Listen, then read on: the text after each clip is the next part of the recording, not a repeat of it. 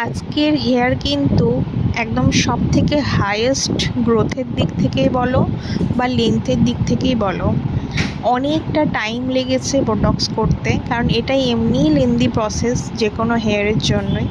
তো after result দেখো, awesome result এসেছে।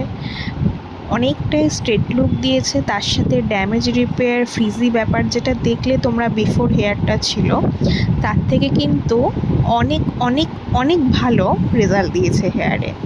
তো তোমরা যারা ভাবছো বোটক্স করবে না স্মুথনিং করবে, বোটক্স হচ্ছে প্রোটিন ট্রিটমেন্ট, ড্যামেজ রিপেয়ার করছে, shine and smooth hair, natural straight look দিচ্ছে।